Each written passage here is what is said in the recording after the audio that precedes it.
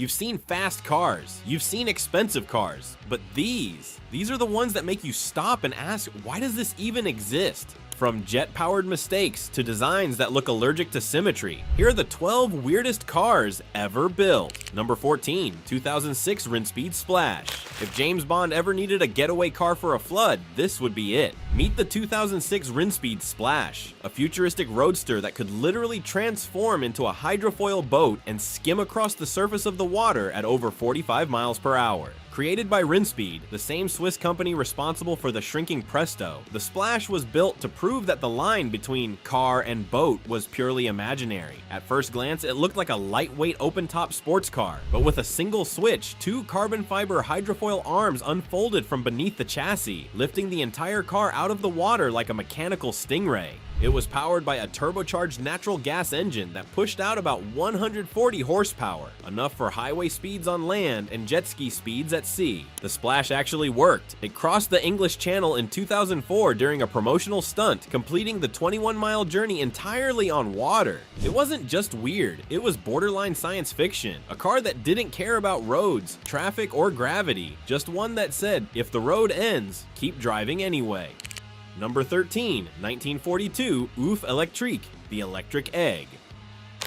In the middle of Nazi-occupied France, an artist named Paul Arzens built what might be the strangest car the world has ever seen, a 3-wheeled, fully electric bubble called the Oeuf Electrique, which literally means the electric egg. Its body was made from curved plexiglass and aluminum, giving it a transparent egg-like shell that made the driver look like a lab experiment on wheels. Inside, it had 3 batteries powering a motor barely strong enough to outpace a bicycle, but it actually worked, and silently too. What made it truly bizarre wasn't just the shape, it was the context. While the world was at war and gasoline was scarce, this little alien-looking pod quietly rolled around Paris emitting no sound and no smoke. It was the future hiding in plain sight in 1942. A car so ahead of its time, it still looks futuristic today. And more importantly, it set the stage for the electric revolution almost 80 years before Tesla was even born.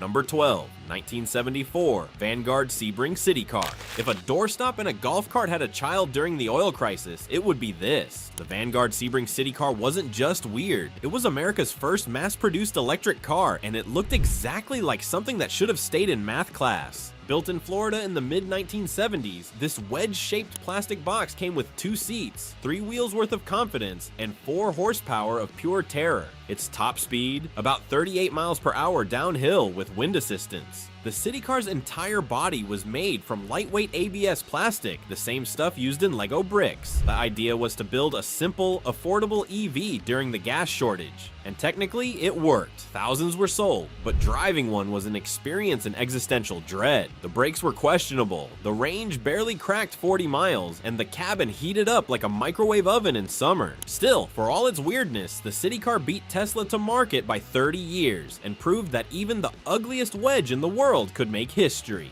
Number 11, 2001 Rinspeed Presto.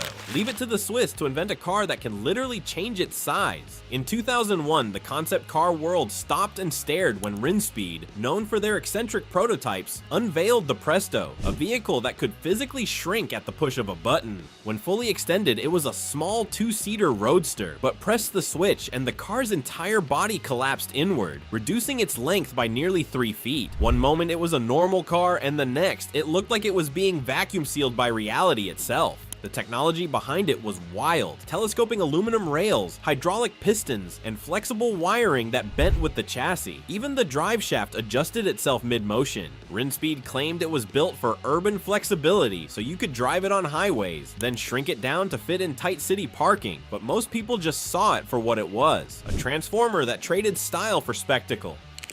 Number 10, 1959 Cadillac Cyclone XP74. If aliens had landed in the 1950s and asked, "What's your best work so far?" America would have rolled this thing out. The 1959 Cadillac Cyclone XP74 looked less like a car and more like a personal spaceship with tail fins. Designed under the legendary Harley Earl, the Cyclone was Cadillac's vision of the future, and it was loud about it. The entire front end was shaped like a missile nose cone, complete with twin jet-style air intakes. Instead of bumpers, it had polished aluminum cones designed to absorb impact. And those bubble canopies, they weren't a gimmick. They were fully retractable, tinted for UV protection, and even came with an intercom system so you could talk to pedestrians without opening the doors because rolling down your window was apparently too primitive. But the weirdest feature of all was the radar-based collision avoidance system. Tiny radar sensors in the nose were designed to detect obstacles ahead and automatically alert the driver. It barely worked, but the idea was so ahead of its time it predicted modern adaptive cruise control by decades. The Cyclone was never sold to the public, just a statement piece to prove that Cadillac wasn't building cars anymore. It was building visions of tomorrow. Number 9, 1989 Pontiac Stinger. In the late 80s, General Motors asked a dangerous question. What if your car could also be your kitchen?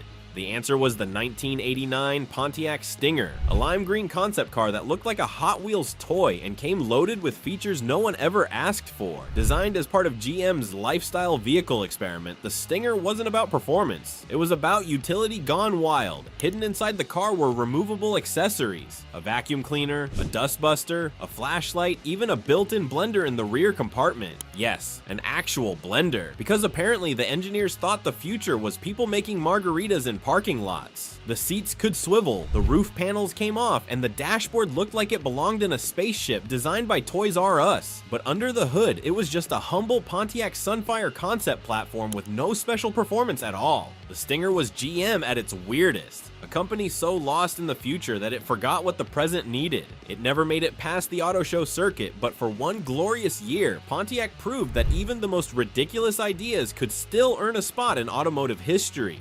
Number 8, 1994 Mercedes-Benz Vision A93.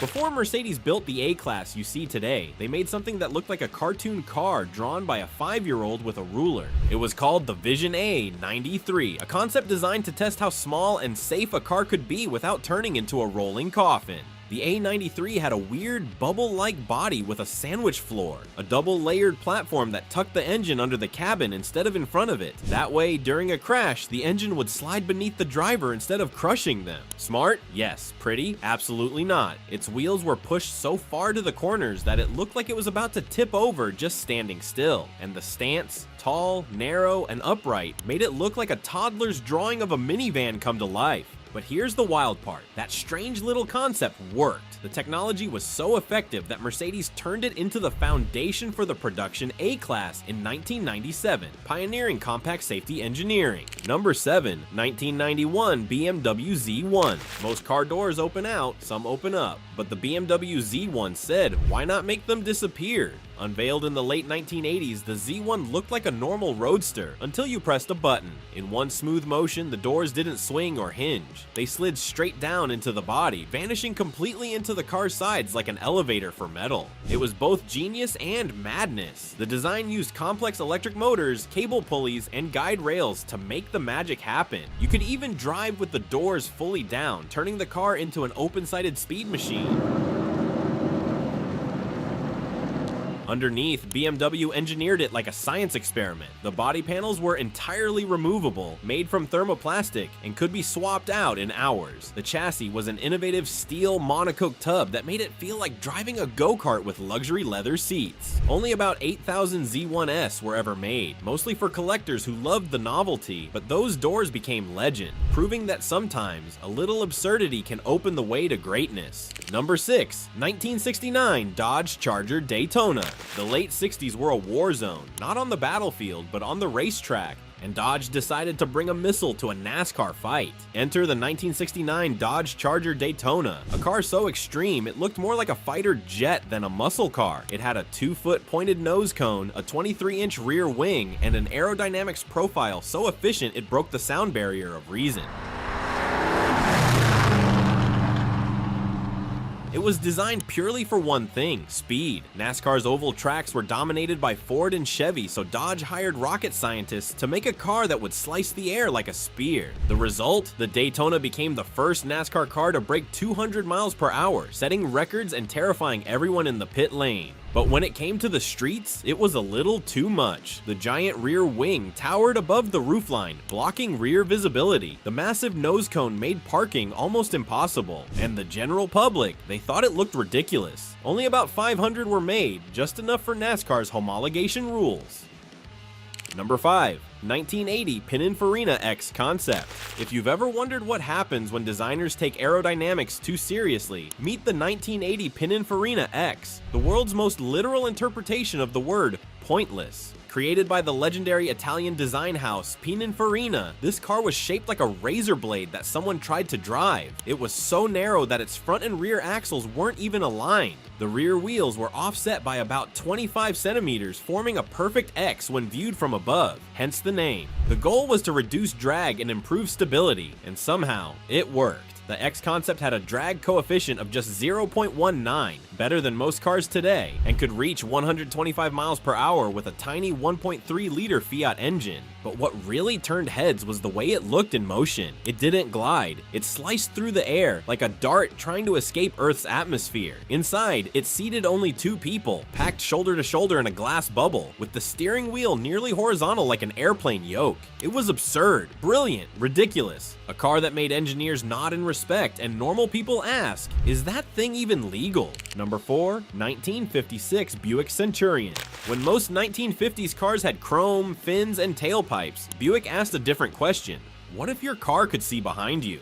Enter the 1956 Buick Centurion, a concept so futuristic it made sci-fi look dated. Its most striking feature was a transparent bubble roof. Yes, an all-glass dome that covered the cabin like a fighter jet cockpit. You didn't just sit in the Centurion, you piloted it. The interior looked straight out of the Jetsons. Bright red seats, sweeping fiberglass panels, and a dashboard filled with blinking lights that did absolutely nothing. But the real innovation was behind the driver, literally. Instead of a rear-view mirror, Buick installed a rear-mounted television camera that displayed live footage on a small screen embedded in the dash. In 1956, it was the first car to ever use a rear-view camera, almost 40 years before it became standard tech. And while the Centurion never went into production, it planted the seed for features that every modern car now takes for granted. Sure, it looked like a spaceship and probably cooked its passengers under the bubble roof, but as far as weird brilliance goes, the Centurion was way ahead of its orbit.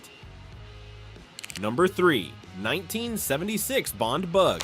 If confidence could be manufactured, it would look exactly like this car. The 1976 Bond Bug was a bright orange 3-wheeled wedge that looked like something Luke Skywalker would drive to the grocery store. Built by Reliant, the same company famous, or infamous, for the wobbly 3-wheeler in Mr. Bean, the Bond Bug was meant to be a futuristic, affordable sports car for young drivers. Instead, it became one of Britain's greatest automotive punchlines, and somehow also a cult icon. The entire front of the car, windshield, roof, and all, flipped forward like a clamshell to let you climb inside. There were no doors, no trunk, and no dignity if you got out of it in public. Under the hood was a modest 700cc engine pushing out 30 horsepower, barely enough to outrun your own embarrassment. But here's the thing, the Bond Bug didn't care. It owned its weirdness. It was cheeky, unapologetic, and completely impractical, and that's why people loved it.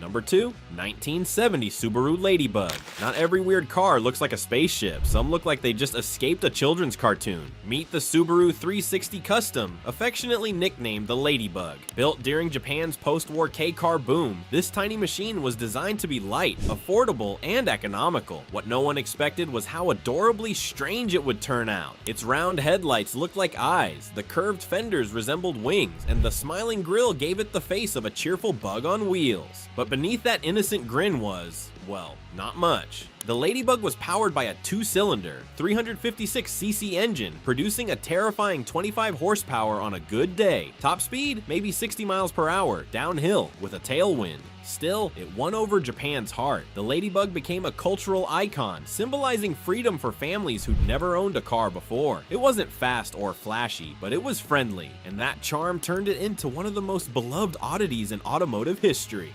Number 1. 1966 Peel Trident. If you ever wanted to experience what it's like to drive inside a snow globe, the 1966 Peel Trident was your chance. Built on the Isle of Man by Peel Engineering, the Trident was essentially a follow-up to the infamous Peel P50, the world's smallest car. But where the P50 was just tiny, the Trident was tiny and bizarre. It featured a fully transparent acrylic dome canopy that hinged open like a fighter jet's cockpit, sealing the driver and passenger inside a bubble barely larger than a bathtub. The whole car weighed under 200 pounds and ran on a 49cc scooter engine. That's right, about as much power as a leaf blower. From the outside, it looked like something that rolled out of a science fiction cartoon. From the inside, it felt like you were sitting in a greenhouse during a heat wave. There was no ventilation, no trunk, and no dignity when you climbed in. Yet somehow it worked. The Peel Trident could reach a blistering 28 miles per hour, and for city commuters in the 1960s, it promised cheap mobility and guaranteed stairs.